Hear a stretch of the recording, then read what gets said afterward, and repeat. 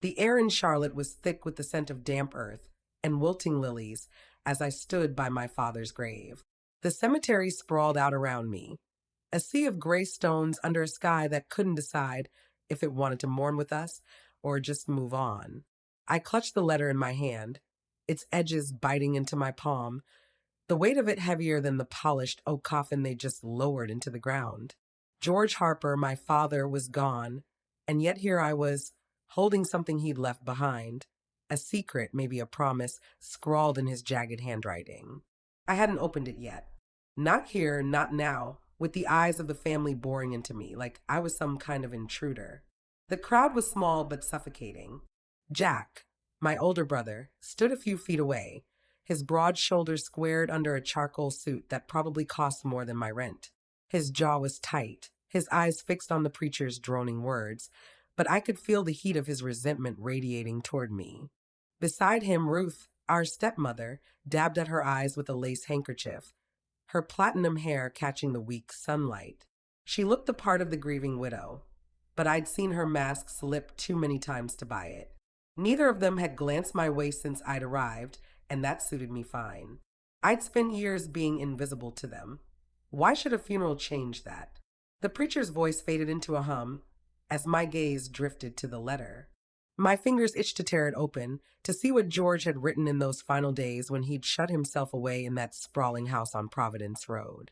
He'd been a titan once, the kind of man who could silence a boardroom with a single look. Harper Manufacturing wasn't just a company, it was his empire, built from the ground up with steel and sweat. But the last time I'd seen him 6 months ago, he'd been a shadow of that man, his hands trembling as he poured bourbon into a crystal glass. "You've got more of me in you than anyone knows, Emily," he'd said, his voice rough but steady. I hadn't known what to make of it then. Now, with this letter in my hand, I wondered if he'd been trying to tell me something. A cough from the crowd snapped me back. The service was ending, people shuffling toward their cars, murmuring condolences that sounded rehearsed. Jack finally turned, his eyes locking onto mine for a split second before he looked away, like I was a smudge on his perfect world. Ruth followed him, her heels clicking on the stone path, her arm looped through his, as if they were the only ones who mattered. I stayed put, the letter burning a hole in my pocket. I wasn't ready to face them, not yet. Not until I knew what George had left me. The wind picked up, tugging at my coat as I walked to the edge of the cemetery, away from the polished headstones and prying eyes. I found a bench under a gnarled oak and sat, the cold metal seeping through my jeans. My breath hitched as I unfolded the letter, the paper crisp despite the creases. His handwriting stared back at me, uneven but deliberate. "Emily, asterisk if you're reading this, I'm gone, and the vultures are circling. Don't let them fool you. They'll smile while they sharpen their knives. I've made my choice, and it's you. The company, the house, all of it. You'll understand soon. Trust Daniel. He's got the details. Don't back down, kid. You're tougher than they think." Asterisk George the First read it twice, my pulse hammering in my ears. The company? Harper Manufacturing? It didn't make sense. Jack had been groomed for it since he could walk. Ruth, too, hovering like a queen waiting for her crown. I was the outsider, the non-profit dreamer who'd scraped by on grants and grit, not the heir to a multi-million-dollar legacy. My hands shook as I folded the letter, shoving it back into my pocket. Trust Daniel, he'd said. Daniel Brooks, George's lawyer, the only one who'd ever treated me like I belonged at those tense family dinners. The cemetery was nearly empty now, the last of the mourners disappearing into their cars. I stood, my legs unsteady, and started toward the parking lot. Whatever George had done, it was about to turn everything upside down. Jack and Ruth wouldn't let this go quietly.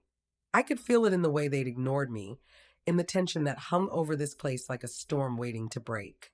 I wasn't sure if I was ready for what came next, but as I gripped the letter tighter, a flicker of something ignited inside me.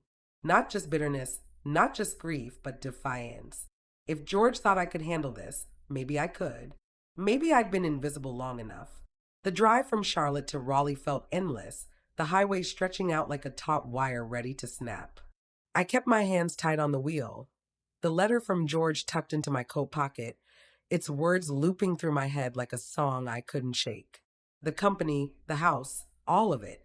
What the hell had he been thinking? Harper Manufacturing wasn't mine. It couldn't be.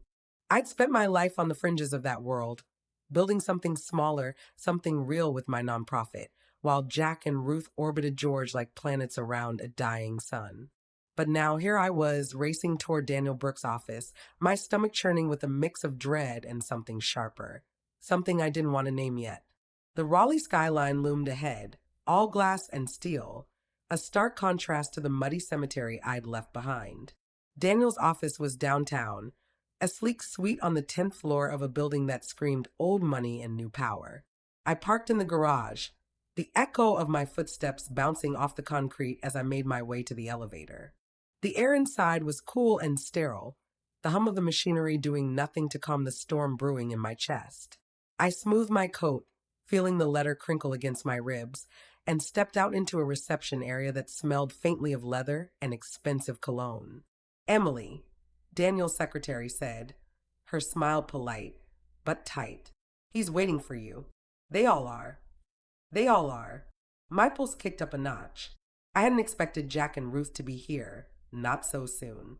I nodded, forcing my face into something neutral, and followed her down a hallway lined with framed degrees and photos of Daniel shaking hands with men in suits.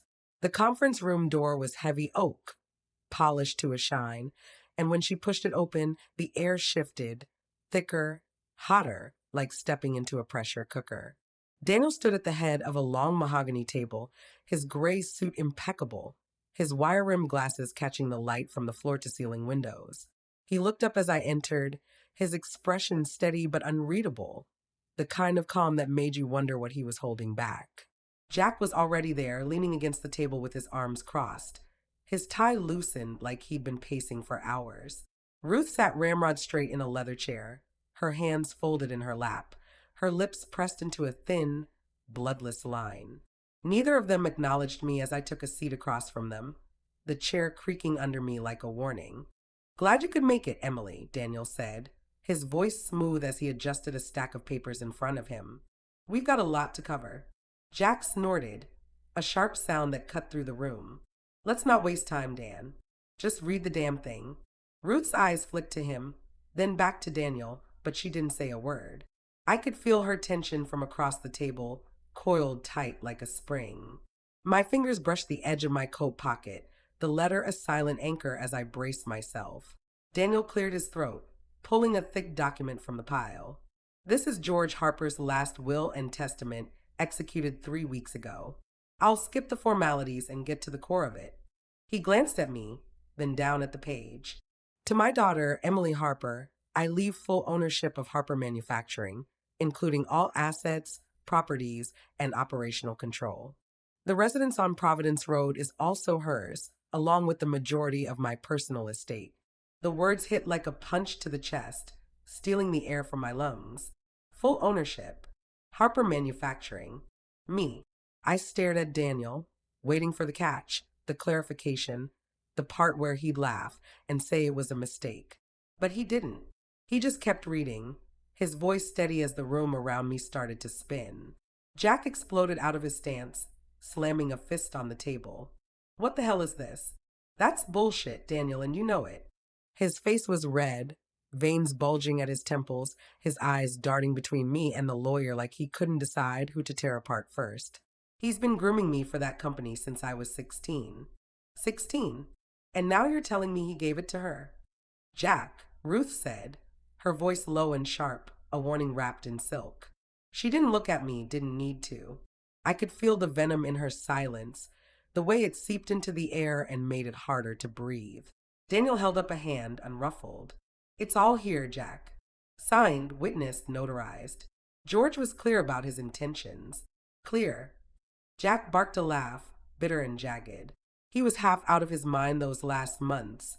Meds, bourbon, whatever else he was drowning in. She must have gotten to him, twisted him up when he was weak. He jabbed a finger at me, finally meeting my eyes, and the hatred there was so raw it almost knocked me back. "What did you do, Emily?" Whisper in his ear while he was dying. Play the poor little outcast card. I felt the heat rise in my face, my hands curling into fists under the table. I didn't do anything, I said, my voice steadier than I expected. I didn't even know about this until today. Convenient, Ruth muttered, her first word since I'd walked in. She leaned forward slightly, her blue eyes cold and piercing. You always did have a knack for showing up at the right time, didn't you? The accusation stung, but it wasn't new. Ruth had spent years painting me as the interloper, the mistake George made with my mother before he married her. I'd learned to swallow it, to let it roll off me. But this was different. This wasn't just family spite. This was war. Enough, Daniel said, his tone cutting through the rising tide of voices. This isn't a debate. It's done. George made his choice, and I'm here to execute it. Emily, you'll need to sign some papers to formalize the transfer.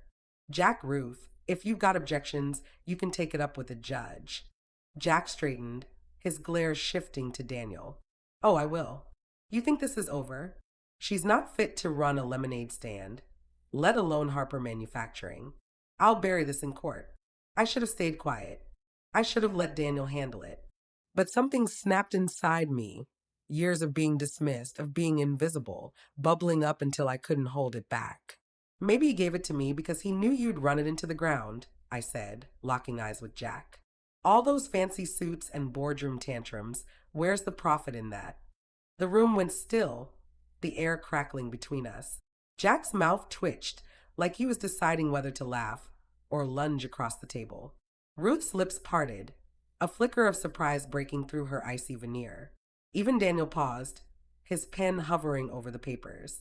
You've got no idea what you're stepping into, little sister, Jack said, his voice low and dangerous. You think this is some fairy tale where the underdog wins? You're going to drown in this, and I'll be there when you do. I didn't flinch. I couldn't, not now, not with George's words echoing in my head. Don't back down, kid. We'll see, I said, leaning back in my chair, my heart pounding but my resolve hardening. I've got nothing to lose. Can you say the same? Daniel tapped the table, breaking the standoff. Let's take a break. Emily, I'll need you back here tomorrow to go over the details. Jack, Ruth, do what you need to do. This is just the beginning. As they filed out, Jack's shoulder brushed mine, deliberate and hard, a promise of more to come. Ruth didn't look back, her heels clicking a steady rhythm down the hall. I stayed where I was, the weight of what had just happened sinking in. Harper Manufacturing was mine, at least on paper. But Jack was right about one thing. I had no idea what I was stepping into. The shock was fading, replaced by a slow burn of defiance, and beneath it, a hunger I hadn't felt before. This wasn't just about George's legacy anymore. It was about proving I belonged. I left Daniel's office with my head buzzing, the weight of Jack's threat still hanging in the air like smoke after a gunshot. The elevator ride down felt like a descent into something deeper than the parking garage, something I couldn't name yet, but it clawed at my chest, all the same. The letter from George was still in my pocket, a crumpled talisman I couldn't let go of, and as I stepped into the humid Raleigh afternoon, I knew I couldn't face this alone. Jack wasn't bluffing. He'd fight me tooth and nail, and Ruth, God, Ruth. Her silence was more dangerous than his shouting. I needed a plan, and I needed Sarah. The drive to Atlanta took 3 hours, but it felt like minutes, my mind racing faster than the car. Sarah had been my rock since college, the one person who'd seen me through the lean years when I'd built my nonprofit from nothing but stubbornness and caffeine. She'd always had a knack for cutting through the noise, and right now, I needed her clarity more than ever. By the time I pulled up to the little cafe on Peachtree Street, the sun was dipping low, painting the brick storefronts in shades of gold and shadow. I parked crookedly, my hand still shaky, and grabbed my bag, the letter tucked inside like a grenade I wasn't ready to pull the pin on. Inside, the air smelled of roasted coffee and cinnamon, a warm hum of chatter wrapping around me as I scanned the room. Sarah was already there, tucked into a corner booth, her dark curls spilling over a laptop screen. She looked up as I approached, her brown eyes narrowing slightly, like she could already sense the storm I was carrying. She said, sliding the laptop aside as I dropped into the seat across from her. You look like hell. What's going on? I didn't answer right away. I pulled the letter out and slid it across the table, watching her expression shift from curiosity to something sharper as she unfolded it. Her fingers traced George's jagged scrawl, and when she finished, she let out a low whistle, leaning back against the cracked vinyl of the booth. Holy shit, she said, her voice soft but edged with awe. He gave you the whole damn company? Harper Manufacturing? What about Jack? Jack's losing his mind, I said, my voice rougher than I intended. He thinks I manipulated George, twisted him when he was dying. Ruth's on his side. She didn't say much, but you could feel it. They're going to fight me, Sarah. Daniel says it's airtight, but Jack's already talking about court. Sarah tapped the letter with a manicured nail, her brow furrowing. And you? What do you think? I stared at the table, the wood grain blurring as I tried to find the words. I don't know. Part of me wants to run. Give it back. Let Jack have it. Keep my life simple. But then I think about George, about what he wrote. Don't back down, kid. He saw something in me. Something Jack and Ruth never did. And I'm so damn tired of being invisible to them. She nodded, her gaze steady, the kind of look that made you feel seen even when you weren't sure you wanted to be. So you're in it. You're going to fight. Am I? I laughed, short and bitter, rubbing my hands over my face. I don't even know where to start. I run a nonprofit, Sarah. I know grants and volunteers, not boardrooms and mergers. Jack's right, I could drown in this. Not if we don't let you, she said, leaning forward, her voice dropping into that fierce tone she used when she was plotting something. Look, Jack's got the experience, sure, but he's also got arrogance out the wazoo. That's a weakness. Ruth's smart, but she's tied to him. She won't break ranks unless we give her a reason. We need to figure out what they're planning and hit them first. I stared at her, the gears in my head starting to turn despite the exhaustion dragging at me. You sound like you've already got a strategy. Not yet, she admitted, a grin tugging at her lips. But give me a coffee in 10 minutes and I will. First, though, tell me everything that happened in that room. Every word, every look. We're building a map here. So I did. I walked her through it. The sterile gleam of Daniel's office, the way Jack's fist hit the table, the cold slice of Ruth's voice when she finally spoke. I told her about the will, the shock that had rooted me to my chair, the defiance that had burned through me when I'd snapped back at Jack. Sarah listened, her fingers flying over her laptop as she jotted notes, pausing only to sip her latte or throw a question my way. The cafe faded around us, the clatter of dishes and murmur of voices swallowed by the intensity of the moment. Okay, she said finally, spinning the screen toward me. She'd pulled up harpermanufacturing.com, the sleek corporate site glowing with photos of factories and smiling employees. This is your battlefield now. Jack's going to come at you legally, but he'll also try to undermine you inside the company. We need allies, people who knew George, who might lean your way if we play it right. Like who? I asked, my stomach twisting. I've barely set foot in that place. Jack's the one with the connections. Doesn't matter, she said, scrolling to a page of executive bios. George picked you for a reason. There's got to be someone in there who saw what he saw. And if not, we dig. We find out what Jack's been up to, any dirt, any missteps. He's not perfect, M. Nobody is. I nodded, but the doubt was still there, gnawing at me. I wanted to believe her, wanted to feel that spark of defiance again, but all I could see was Jack's face, the way he loomed over that table like a predator sizing up prey. And Ruth. Her silence wasn't weakness, it was calculation. I'd spent years dodging their disdain, but this was different. This was a fight I couldn't walk away from, and the thought of failing, of proving them right, made my chest tighten until I could barely breathe. M, Sarah said, her hand landing on mine, grounding me. You've built something from nothing before. This is just bigger. You've got this, and you've got me. I managed a small smile, the knot in my chest loosening just enough to let me breathe again. Okay, where do we start? She grinned, pulling her laptop back. First, we finish these coffees. Then we call Daniel, get every detail of that will, every clause Jack might twist. After that, we start sniffing around Harper. Discreetly. You're not just George's daughter anymore, you're the boss. Act like it. The word boss hit me like a jolt, and for the first time since Daniel read the will, I felt something shift inside me. Not just defiance, but hunger a raw.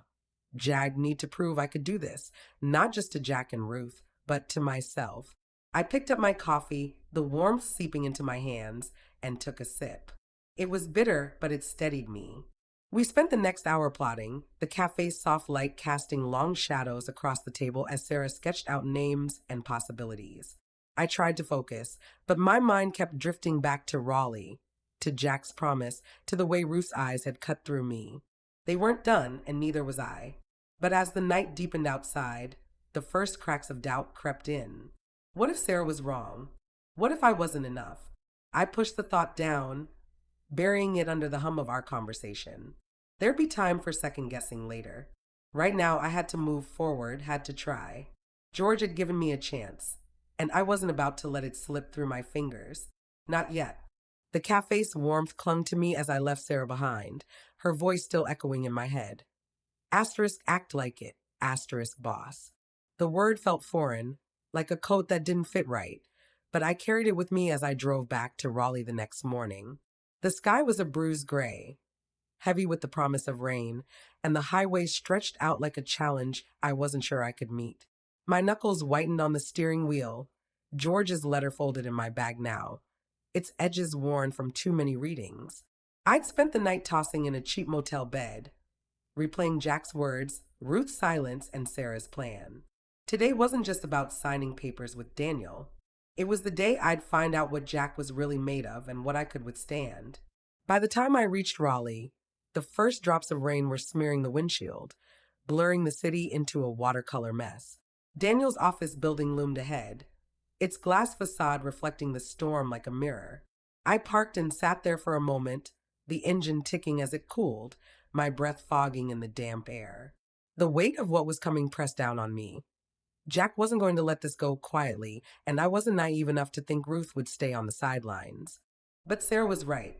I'd built something before. I could do it again. I grabbed my bag, the letter inside like a heartbeat, and stepped into the rain. The elevator ride was a blur, the hum of it drowned out by the thudding in my chest.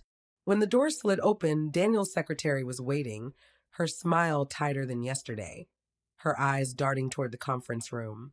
"They're already here," she said, her voice clipped.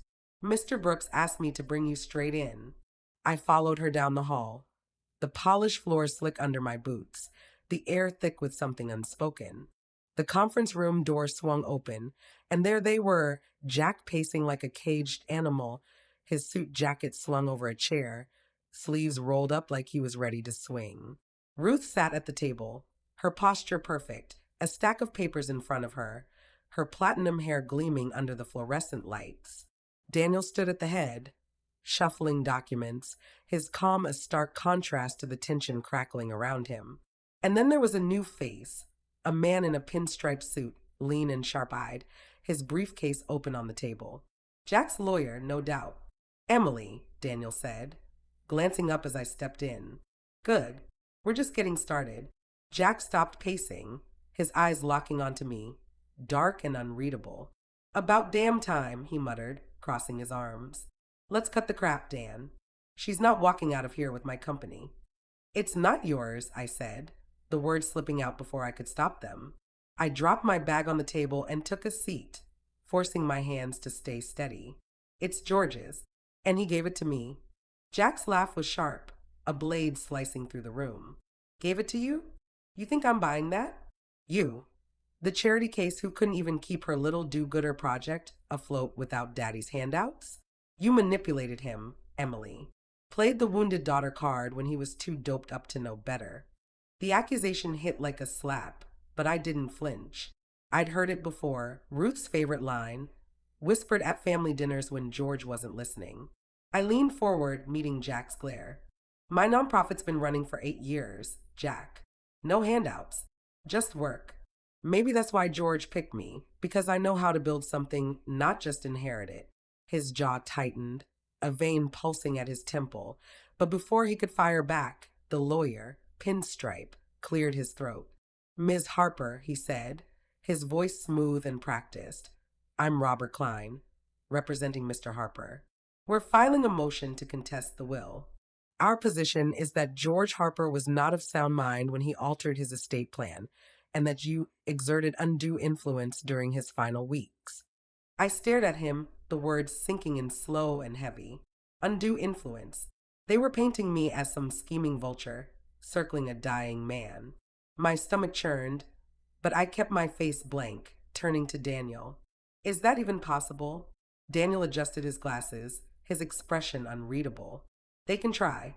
North Carolina law allows challenges based on capacity or coercion, but they'll need evidence, medical records, witnesses, something concrete. George's will was executed with me present, along with two independent witnesses. It's solid, Emily, but it'll still go to court if they push it. Of course we're pushing it, Jack snapped, leaning over the table, his hand splayed on the wood. You think I'm letting her waltz in and take everything I've worked for? I've been in those factories, those boardrooms, since I was a kid. She doesn't even know what a Pandell statement is. I can learn, I shot back, my voice rising despite myself. And maybe if you'd spent less time kissing ass and more time listening to George, he wouldn't have cut you out. The room went quiet, the air thick with the echo of my words. Jack straightened, his eyes narrowing, a predator sizing me up. Ruth's fingers twitched on her papers, the first crack in her icy facade. Even Klein paused, pen hovering over his notepad. I'd crossed a line, and I could feel the shift, like the air before lightning strikes. Let's keep this civil, Daniel said, his tone firm but measured. Emily, I've got the transfer papers ready. You signed today, and Harper Manufacturing is yours, pending any court ruling. Jack, Robert, you've got your motion. File it. We'll see what a judge says. Klein nodded, snapping his briefcase shut. We'll have it in by end of day. Expect a hearing within the week. Jack didn't move, his gaze still boring into me. You're out of your depth, little sister. You think this is about signing papers? This is war, and you don't have the stomach for it. I stood, matching his height even if I didn't match his bulk, and grabbed the pen Daniel slid across the table. Watch me, I said, scrawling my name on the dotted line, the ink bleeding slightly under the pressure. My hand shook, but I didn't care. It was done. Harper Manufacturing was mine for now. Jack snorted, turning away, but Ruth finally spoke, her voice low and cutting. You're not the only one who can fight dirty, Emily. George may have given you the keys, but I know where the bodies are buried, literally and figuratively. The threat hung there, cold and deliberate, and for the first time, I felt a shiver of real fear. Not of Jack's bluster, but of her quiet, calculated menace. I didn't know what she meant, not yet, but it lodged in my chest like a splinter. I forced a nod, keeping my eyes on hers. Good to know, I said, my voice steadier than I felt. I'll be ready. Daniel tapped the table, breaking the standoff. That's enough for now. Emily, I'll get these filed. Jack, Ruth, do what you need to do. We're adjourned. They left first, Jack storming out with Klein in tow, Ruth gliding behind them, her heels a slow, deliberate click against the floor. I stayed, the signed papers in front of me, the weight of what I'd just done settling like damp earth over a grave. Daniel slid into the chair beside me, his voice soft. You sure about this? No, I admitted, staring at the rain streaking the windows. But I'm not backing down. Not now. He nodded, a faint smile tugging at his lips. George always said you had steel in you. Guess we'll find out how much. I didn't answer, my mind already spinning ahead, to the courtroom, to Jack's next move, to Ruth's cryptic warning. The rain hammered harder outside, a relentless drumbeat that matched the pulse in my ears. I'd signed the papers, claimed the prize, but this wasn't a victory. It was a turning point, a line drawn in the sand. Jack was coming for me, and Ruth. Ruth was something else entirely. The defiance I'd felt in the cafe with Sarah was still there, but it was tangled now with something darker. Fear. Yes, but also a hunger I couldn't shake. I wanted this, not just to win, but to prove I belonged. The storm outside raged on, and I knew it was nothing compared to what was coming. I grabbed my bag, the letter still inside, and headed for the door. Sarah was waiting for my call, and I had a fight to plan. Jack thought I'd drown? Let him try to sink me. The rain followed me out of Raleigh, a gray curtain chasing me down I-85 as I headed back to Atlanta. The wipers thumped a steady rhythm, but they couldn't clear the haze in my head.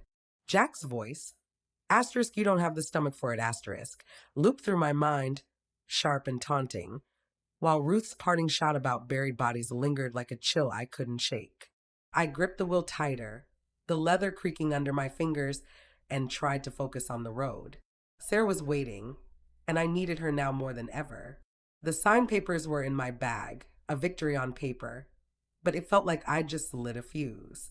By the time I pulled into the parking lot of the same Peachtree Street Cafe, the storm had softened into a drizzle, the air thick with that earthy smell of wet pavement. The neon sign buzzed faintly, casting a pinkish glow over the puddles as I stepped out, my boots splashing through them. Inside, the place was quieter than last time, just a handful of regulars nursing coffees and a barista wiping down the counter. Sarah was in the same booth, her laptop open, a half-empty mug beside her. She looked up as I slid in across from her, her eyes narrowing at whatever she saw on my face. You signed it, she said, not a question. She leaned back, crossing her arms. And you look like you just walked out of a cage match. What happened? I pulled the papers from my bag and dropped them on the table, the thud heavier than it should have been. Jack's contesting the will. His lawyer's filing today, something about undue influence, George not being sound of mind. And Ruth. I paused, the memory of her voice cutting through me. She said she knows where the bodies are buried, literally and figuratively. Sarah's eyebrows shot up, her fingers pausing over her keyboard. Jesus, that's not a threat, it's a damn neon sign. What's she playing at? I don't know, I admitted, rubbing my temples. But it's not just Jack I'm up against now. She's in this, deep, and I don't think she's bluffing. Sarah leaned forward, her voice dropping. Okay, let's break it down. Jack's loud, predictable. He'll go straight for the jugular with this legal crap. Ruth's different.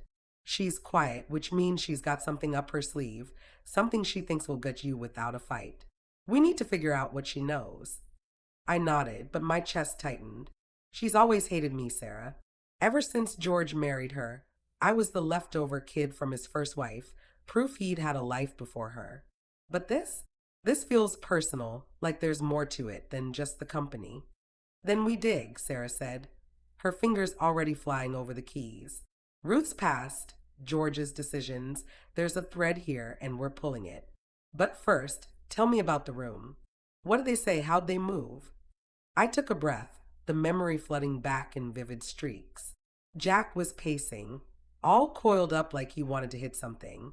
His lawyer, Klein, smooth as hell, laying out the challenge like it's already won. Daniel was calm, said the will's solid, but Jack's not backing off. And Ruth, I hesitated, picturing her rigid posture, those cold eyes. She sat there like a statue until the end. When she spoke, it was like she'd been waiting to drop that line. Calculated, not angry. It scared me more than Jack shouting. Sarah nodded, typing as I talked, her screen filling with notes. Ruth's the wild card. Jack's a bull, we can dodge him. Her. She's a snake. Strikes when you're not looking. We need to know what she's holding. The barista slid a fresh coffee my way, and I wrapped my hands around the mug, the heat seeping into my palms. Where do we start? I mean, I've got the company on paper. But Jack's right, I don't know the first thing about running it.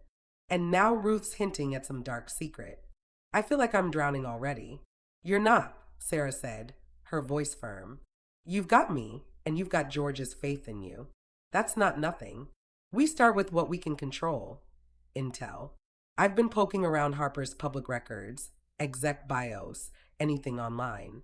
But we need more. You said Daniel's on your side. Call him, get every scrap of George's history with Ruth he can give us. Marriage, fights, anything weird in the last few years. I sipped the coffee, the bitterness grounding me. Okay, and the company. Tomorrow, she said, pulling up a map on her screen. We go to Charlotte, hit the headquarters.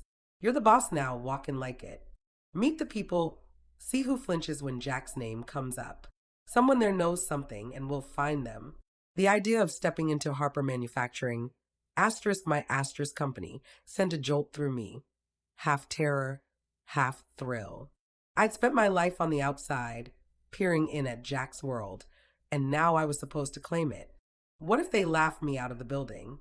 They won't, Sarah said, her grin sharp. You've got the papers, the title. Jack can scream all he wants. Until a judge says otherwise, you're in charge. Use it. I exhaled, the tension in my shoulders easing just enough to let me think straight. She was right. I had the upper hand, fragile as it was, and I couldn't waste it. But Ruth's words gnawed at me, a shadow I couldn't shake. What about her threat? Bodies buried. Could she mean Mom? Sarah froze, her hands hovering over the keys. Your mom? You think Ruth, what? Had something to do with her death? I don't know, I said, my voice barely above a whisper. Mom died when I was 10. Car accident, they said. George never talked about it, and Ruth came into the picture a year later. I've always wondered why he moved on so fast, but I was a kid. What did I know? Now, with her saying that, Sarah's eyes softened, but her jaw tightened. That's a hell of a leap, Em. But if there's even a chance, God, we need to look into it. Accident reports, police records, anything from back then. If Ruth's dangling that over you, it's not just a mind game. It's leverage.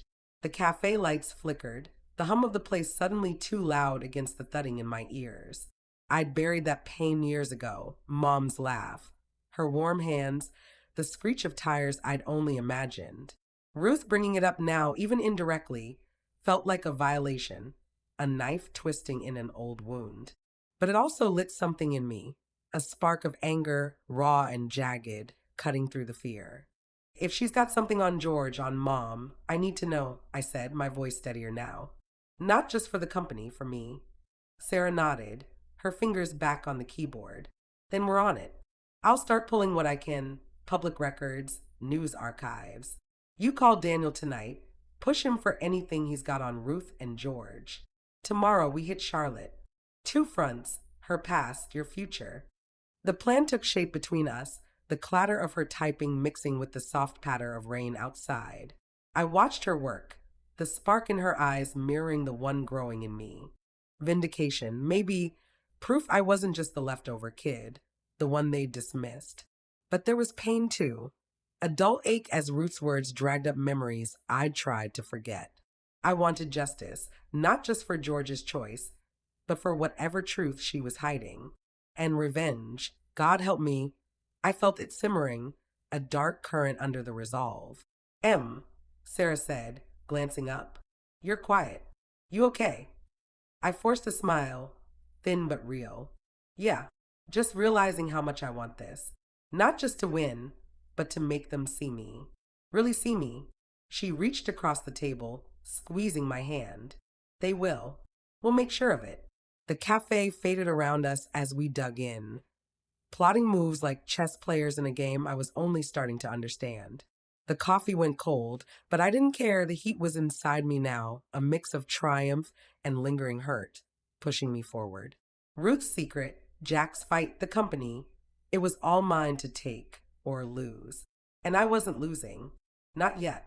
The courtroom in Raleigh smelled of polished wood and stale coffee, a sterile tang that clung to the back of my throat as I sat at the plaintiff's table. The room was smaller than I'd imagined, its high ceilings and dark paneling pressing down on me like a lid on a boiling pot. Sunlight sliced through the tall windows, catching dust motes in the air, but it did nothing to warm the chill that had settled into my bones. My hands rested on the table, fingers laced tight to keep them from trembling, the signed papers from Daniel's office tucked into a folder beside me, my claim, my shield. Across the aisle, Jack sat with Klein, his lawyer, their heads bent together. Voices a low murmur I couldn't catch. Ruth was there too, perched in the front row of the gallery, her posture rigid, her eyes fixed on the judge's bench like she was waiting for something to break. The preliminary hearing had come fast, too fast. Klein had filed the motion within hours of our last meeting, and now, just 4 days later, here we were, facing off in a room that felt more like a cage than a courtroom. Jack's challenge was clear. George was insane. I'd manipulated him. and Harper Manufacturing belonged to the son who'd been groomed for it, not the daughter who'd been forgotten. My stomach twisted as I glanced at Daniel beside me, his gray suit crisp, his face unreadable behind those wire-rimmed glasses. He'd prepped me for this. Hours on the phone, late nights with Sarah digging through records, but nothing could have prepared me for the weight of it, the way the air thickened with every tick of the clock. The judge entered, a wiry man with a hawkish nose and a no-nonsense stare, his black robe rustling as he took the bench. "Let's keep this moving," he said, his voice a gravelly drawl that echoed off the walls. "Mr. Klein, you're up." Klein stood, smoothing his tie, his confidence slick as oil. "Your Honor, we're here to contest the validity of George Harper's will, executed 3 weeks before his death. Our evidence will show he lacked testamentary capacity, deteriorating health, heavy medication, and a pattern of erratic behavior. Furthermore, we allege undue influence by Emily Harper, who exploited her father's vulnerability to secure an inheritance she had no prior claim to." The words hit me like a fist, each one a calculated jab, meant to unravel me. I kept my eyes forward, my jaw locked, but inside I was reeling. Vulnerable, exploited. They were turning George into a frail old man and me into a predator, and the worst part was how close it skimmed to my own doubts. Had he really meant this? Had I somehow pushed him without knowing? Daniel leaned close, his voice a whisper. "Steady. He's got nothing solid yet."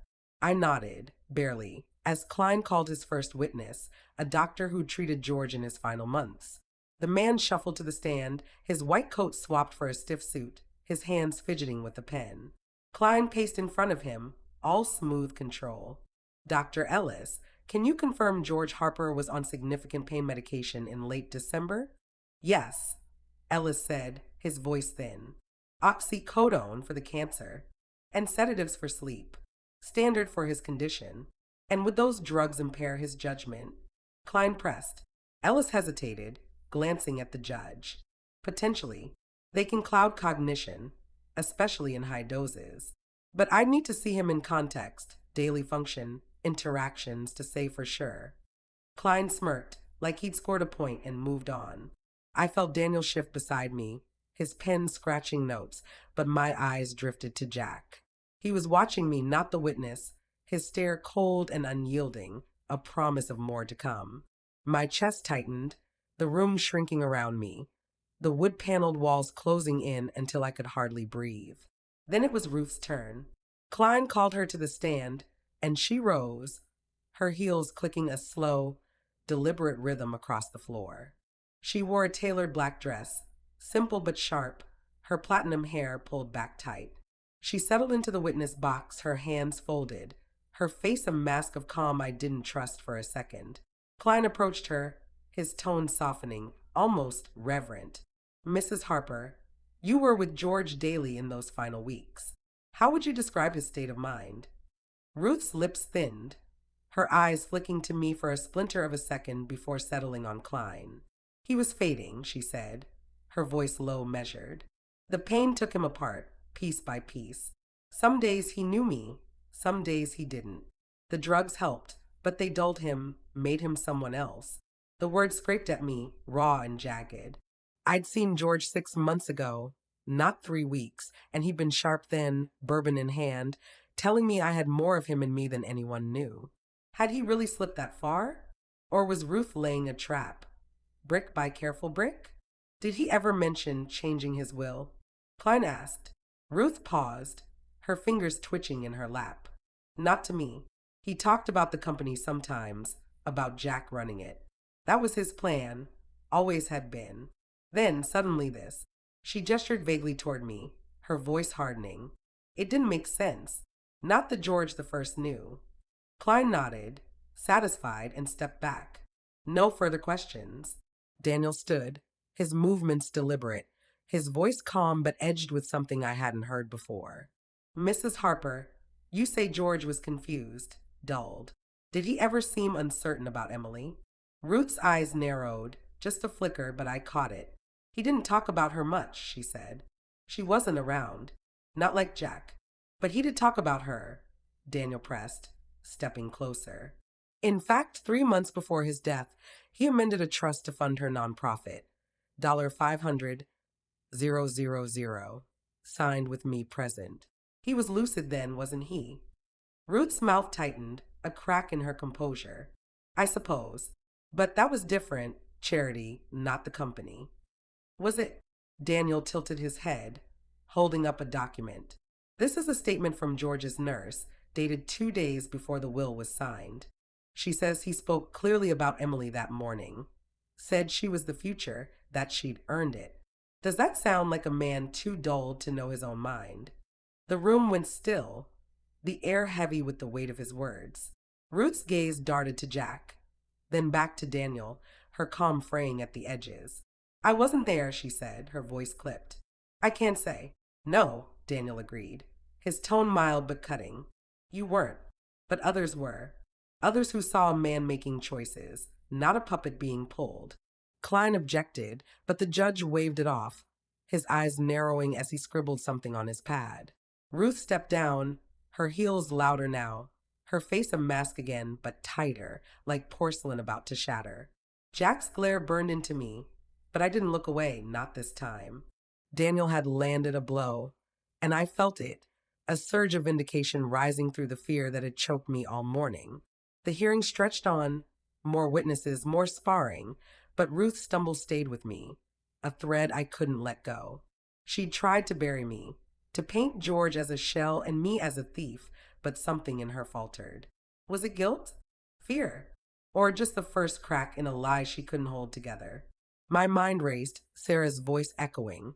Asterisk, she's got something up her sleeve. Asterisk, whatever it wasn't enough today. When the judge finally banged his gavel, his ruling was short, clipped. Preliminary control of Harper Manufacturing remains with Emily Harper. The will stands until a full hearing. We're done here. Jack shoved his chair back, storming out with Klein trailing him, a muttered curse floating back to me. Ruth lingered, her eyes locking onto mine as she stood, cold and unreadable. This isn't over, she said, soft enough that only I could hear, then turned and followed Jack out, her shadow stretching long across the floor. I stayed rooted, the folder of papers heavy in my lap, my pulse hammering in my ears. Daniel clapped a hand on my shoulder, his voice low. You've got it for now. Use it. I nodded. But my mind was elsewhere, on Ruth, on that flicker of unease in her eyes, on the secret she'd hinted at in Daniel's office. Bodies buried. The words gnawed at me. Sharper now, a puzzle I had to solve. I'd won today, a jagged triumph that tasted of sweat and resolve, but the pressure was crushing, a vice tightening around my chest. Jack would come harder, Ruth would strike quieter, and I was running out of room to stumble. The courtroom emptied, leaving me alone with the echo of my own breathing, the smell of wood and coffee still thick in the air. I gripped the folder tighter, the edges biting into my palms. This wasn't just about the company anymore. It was about what they were hiding, what I had to uncover.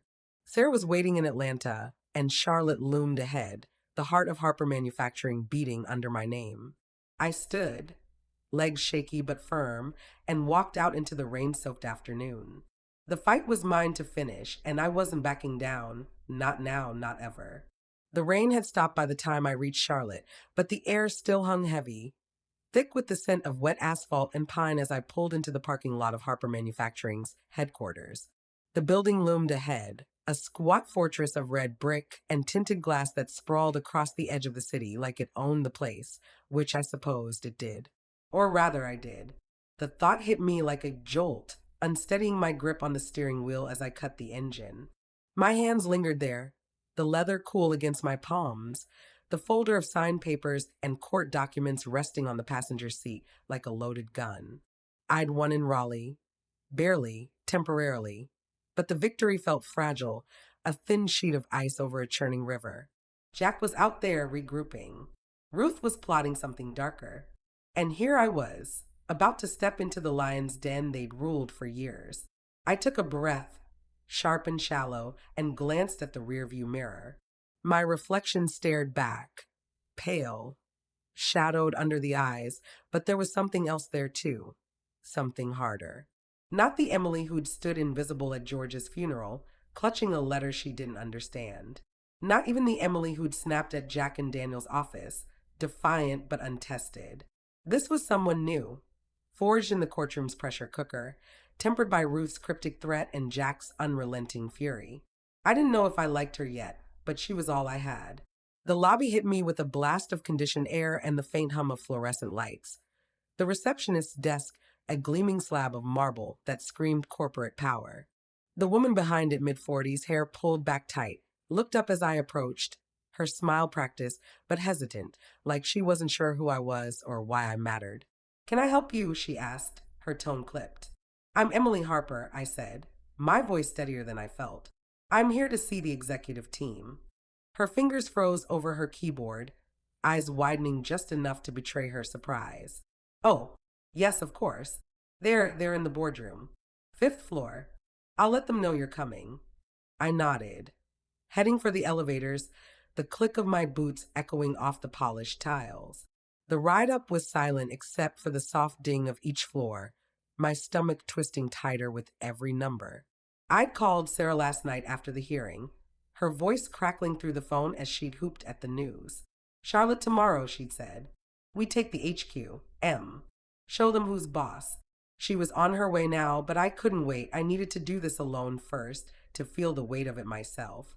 The boardroom doors were heavy oak, twin slabs that swung open into a space that reeked of old money and older secrets. Floor-to-ceiling windows framed a view of Charlotte's skyline, gray and jagged under a bruising sky. The table was a long stretch of mahogany, ringed with leather chairs, and the air carried a faint whiff of cigar smoke, like George's ghost still lingered here. Half a dozen faces turned toward me as I stepped in. Men in suits, ties loosened, expressions ranging from curiosity to outright hostility. I recognized a few from the company website Sarah had pulled up. Sergio Alvarez, operations head, broad-shouldered and scowling. Margaret Chun, CFO, her sharp eyes sizing me up over her glasses. The rest were a blur of pinstripes and skepticism, the kind of people who'd thrived under Jack's bluster and George's iron fist. "Ms. Harper," Margaret said, breaking the silence, her voice cool but not unfriendly. "We heard about the hearing. Congratulations, I suppose." "Thanks," I said, setting my folder on the table, the thud loud in the quiet. "I'm not here to suppose anything. I'm here to run this company." Sergio snorted, leaning back in his chair, arms crossed over his barrel chest. "Run it? You. What do you know about steel quotas or supply chains? This isn't some charity bake sale." The jab stung, but I'd expected it. I straightened, meeting his glare. "I know enough to know this place has been coasting on George's name while Jack played king. Profits are flat. Margins are shrinking. Your own reports say it. I'm not here to pretend I've got all the answers, but I've got the title and I'm not stepping aside." The room shifted, a ripple of tension spreading through the suits. Margaret's lips twitched, not quite a smile, while Sergio's scowl deepened. A younger guy, mid-30s, sandy hair, VP of something, leaned forward, his voice cautious. "Jack's not going to let this go. You know that, right? He's already been on the phone, rallying the old guard." "Let him rally," I said, my pulse kicking up but my tone steady. "I've got the court behind me, and I've got George's will. If Jack wants to fight, he can bring it here. I'm not running." The words hung there, bold and brittle, and for a moment I thought they'd laugh me out. But then Margaret nodded, just a fraction, and the sandy-haired VP, his nameplate read Tom Ellis, scribbled something on his notepad. Sergio, though, wasn't done. He shoved his chair back, standing, his bulk filling the space. "You think a piece of paper makes you boss? I've been here 20 years, bled for this place. Jack gets it. You're a damn interloper." The air crackled, the boardroom shrinking to the space between us. My hands curled into fists at my sides, nails biting into my palms. 20 years, and you're still taking orders from a guy who couldn't keep George's trust. Maybe that's why he picked me, because I don't just bleed for something. I build it. Sergio's face darkened, a flush creeping up his neck, and I braced for the explosion. But before he could fire back, the door swung open again, and a new voice cut through, a slurred, unsteady drawl that made my stomach drop. Well, hell, isn't this a party? I turned, and there was Sergio's deputy, a wiry man in a rumpled suit, his tie askew, a tumbler of amber liquid sloshing in his hand. The stench of bourbon hit me from 10 feet away. He staggered in, grinning like a fool, his eyes glassy. Heard the news, little lady. Thought I'd toast the new queen. Christ, Paul, Sergio snapped, rounding on him. Sit down or get out. Paul laughed, a wet, jagged sound, and raised his glass. To Emily Harper, savior of the empire. Or whatever the hell George thought she was. He took a swig, then lurched forward, the tumbler slipping from his hand and shattering on the hardwood. The room froze, bourbon pooling dark and sticky, the crash echoing like a gunshot. My heart slammed against my ribs, but something clicked. Anger, yes, but also opportunity. I stepped forward, ignoring the mess, my voice slicing through the silence. If this is what Jack's empire looks like, no wonder George wanted me. Clean him up, Sergio, or I will. This isn't a bar, it's my company. Paul blinked, swaying, then slumped into a chair, muttering something incoherent. Sergio's jaw worked, but he didn't argue, just grabbed Paul's arm and hauled him toward the door, barking at an assistant to get water. The others watched, stunned, and I felt the shift, like the air after a storm breaks, charged and uncertain. Margaret's eyes met mine, a flicker of respect there, while Tom scribbled faster. I'd drawn a line, messy and raw, but it was mine. The meeting stumbled back to life, voices overlapping. Margaret with numbers, Tom with logistics, but my mind was racing ahead. Paul's outburst wasn't just chaos. It was a crack in Jack's armor, a glimpse of the rot he'd let fester. I could use this, build on it. But Ruth's shadow loomed larger now. Her words from the courtroom. Asterisk, this isn't over, asterisk, twisting tighter around my chest.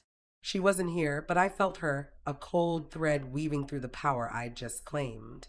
Hours later, I stood alone by the windows, the skyline dimming into dusk, the boardroom empty behind me. My hands pressed against the glass, cool and unyielding. The city sprawling out like a map I had to conquer. I'd signed merger papers that afternoon. A deal George had started, one I'd pushed through with Margaret's reluctant nod, tying Harper to a supplier that could turn those flat profits around. It was a win, a real one, but it didn't feel like enough. Not with Jack out there, not with Ruth's secret still buried somewhere I couldn't reach. The door creaked, and I turned, half expecting Sergio's glare or Paul's stumble. But it was Sarah, her coat damp from the drizzle outside, a grin splitting her face. Heard you made a splash, she said, stepping in, her boots tracking faint mud across the floor. Merger signed? Yeah, I said, my voice rough, the weight of the day crashing in. And I think I just declared war. She laughed, sharp and bright, dropping her bag on the table. Good. Jack's not the only one who can fight. What's next? I looked back at the city, the lights flickering on like stars in the dark. Ruth, I said, the name heavy on my tongue. She's coming, Sarah. I don't know how, but I feel it. We need to be ready. Her grin faded, replaced by that fierce focus I depended on. Then we dig deeper. Tomorrow, we celebrate this win. Show them you're here to stay. Tonight, we figure out what she's hiding. I nodded, the hunger roaring back, vindication, yes, but tangled with a dread I couldn't shake. The boardroom felt smaller now, the walls pressing in, the merger papers a fragile shield against what was coming. I'd face Sergio, claim my place, but Ruth was the real storm, and I was running out of time to brace for it. The boardroom silence lingered as Sarah's question hung in the air. What's next? I turned from the window, the Charlotte skyline fading into a patchwork of amber lights against the deepening dusk. My hand slid from the glass, leaving faint smudges on its surface, and I crossed the room to where she stood, her damp coat dripping onto the hardwood. The merger papers sat on the table, ink still fresh from that afternoon's chaos, a victory carved out of Sergio's drunken stumble and the grudging nods of the execs. But it wasn't enough, not with Ruth's shadow stretching longer every day, her cryptic threat from the courtroom echoing louder now. This isn't over. My chest tightened, a mix of dread and resolve knotting together until I couldn't tell one from the other. Ruth, I said again, my voice low, rough from the day's strain. She's the loose end, Sarah. Jack's a bulldozer. I can see him coming. But her, she's a blade in the dark. We need to know what she's got, what she meant about bodies buried. Sarah nodded, her jaw setting as she unzipped her coat and tossed it over a chair. Agreed. That line wasn't random. It's bait or a warning. Either way, she's counting on you to flinch. We don't. We dig until we find it. I sank into a chair, the leather creaking under me, and rubbed my hands over my face. The air still smelled faintly of bourbon from Paul's shattered tumbler, a sour reminder of how close this place had come to slipping out of my grasp. I keep thinking about Mom, I said, the words slipping out before I could stop them. That accident, Ruth bringing it up now after all these years. What if there's something there? Something George knew. Sarah's eyes softened, but her voice stayed sharp. Then we start there. I've got a friend in Raleigh who can pull crash reports, coroner's files, anything from 95 that's still on record. If Ruth's hinting at foul play, we'll sniff it out.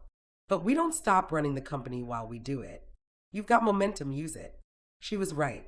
The merger was a foothold, a signal to Jack and the board that I wasn't just a name on a will.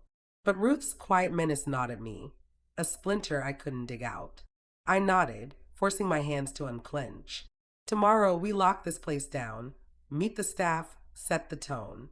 Tonight, we call Daniel. He's got to know more about Ruth and George than he's let on. Sarah grinned, pulling her laptop from her bag. That's my girl. I'll get the ball rolling on the records. You ring Daniel. We're not sleeping until we've got a lead. The night blurred into a haze of coffee and phone calls, the boardroom's sterile glow replaced by the dim flicker of a desk lamp as we worked. Daniel's voice crackled through the speaker, cautious but steady, promising to dig through George's old files for anything on Ruth, letters, arguments, anything from the years after Mom died. Sarah typed furiously, chasing threads through public archives, while I paced, the city's hum filtering through the windows. By 3 a.m., my eyes burned, but we had a plan. Confront Ruth, not with accusations, but with control. Force her hand while we hunted the truth. 6 months later, the Atlanta skyline glittered through the studio windows, a sharp contrast to the soft chaos of the cafe where this had all started. I stood in front of a green screen, the lights hot against my skin, my navy blazer tailored to fit the role I'd carved out. CEO of Harper Manufacturing, a title I'd fought tooth and nail to keep. The merger had paid off, profits climbing for the first time in years, and Jack's legal challenge had crumbled in a full hearing 2 months back. His bluster no match for George's ironclad will and Daniel's meticulous defense. He'd slunk off, tail between his legs, still snarling but powerless. But it was Ruth who stood beside me now, her platinum hair catching the studio lights, her smile tight, but real as the camera rolled. Welcome back to Georgia today, the host said, her voice bright, practiced. We're here with Emily Harper, CEO of Harper Manufacturing, and Ruth Harper, her stepmother, to talk about an inspiring turn in their family story. Emily, you took over a steel empire under, let's call it dramatic circumstances. How's it going? I smiled, the rehearsed one I'd practiced with Sarah, but it felt genuine now, worn in by months of proving myself. It's been a ride, I said, my voice steady despite the flutter in my chest. Harper's stronger than ever, new contracts, new jobs. But what I'm proudest of is what's next. I glanced at Ruth, her eyes meeting mine, a flicker of something softer there. Resignation, maybe, or peace. We're launching a foundation, funded by Harper's profits, to support nonprofits like the one I ran. Ruth's heading it up. The host's eyebrows lifted, her grin widening. Ruth, that's a shift, joining forces after all the headlines. What changed? Ruth smoothed her skirt, her hand steady now, none of that coiled tension I'd felt in Raleigh. Time, she said simply, her voice quieter than I'd ever heard it. And Emily, she didn't just take George's company, she made it better. I spent years fighting to protect what he built, but she showed me there's more to it than steel. This, she gestured vaguely, a rare crack in her polish. This feels right. The camera lingered on us, the host chatter fading as I watched Ruth. 6 months ago, I'd walked into her Providence Road house, not with threats, but with an offer: join me or watch me win without you. Sarah's digging had turned up nothing concrete on Mom's crash, just a tragedy, no conspiracy. But it had forced Ruth to face me, to talk. Over coffee in that sprawling kitchen, she'd unraveled. No bodies buried, just guilt over pushing me out after Mom died. Fear that George's choice meant she'd failed him. I'd hated her once. But sitting there, I saw a woman broken by her own pride, not a villain. We'd built this truce, shaky at first, then solid, brick by brick. The segment wrapped, the lights dimming as crew shuffled around us. Ruth touched my arm, brief but firm. "You're good at this," she said, almost a whisper. Better than I was. I nodded, the weight of her words settling in. "We're good together," I said, and meant it. Healing wasn't clean, it was messy, jagged, full of old hurts, but it was real. Later, in the cafe on Peachtree Street, the air smelled of cinnamon and rain, the same booth where Sarah and I had plotted now a quiet haven. She sat across from me, her laptop closed for once, a beer in her hand as she grinned. "TV star now, huh? You looked like you belonged up there." I laughed, the sound lighter than it had been in months. Felt like it, too. But I'm done with the spotlight. I slid a folder across the table, my resignation as CEO, a letter naming her successor. "It's yours, Sarah. Harper's yours to run." Her grin faltered, eyes widening as she flipped it open. "And what? You fought for this. It's yours." "It was," I said, leaning back, the vinyl cool against my shoulders. "But I'm not a CEO. I'm a builder. The foundation's my fight now, George's legacy. Mom's memory, all of it. You're the one who can take Harper higher. You've been the brains all along." She stared at me, then laughed, sharp and bright, shaking her head. "You're insane, and I love it." "Okay, boss, I'm in." We clinked bottles, the sound sharpened the hum of the cafe, and I felt it. Pride. Yes, but something deeper. Purpose. The tension that had crushed me in Charlotte's boardroom, the hunger that had driven me through Jack's war and Ruth's shadows, had settled into this. A life I'd made, not just inherited. Outside, Atlanta buzzed, alive and sprawling, a city I'd claimed as much as it had claimed me. Ruth was part of it now, a partner I'd never expected, and Sarah was the future I'd chosen. I leaned my head back, the ceiling's cracks a familiar map, and let out a breath I'd been holding since George's funeral. The letter was gone, lost somewhere in the chaos, but its echo lived in me. Don't back down, kid, I hadn't. And now, for the first time, I didn't need to prove it. The fight was over, and what came next was mine to shape.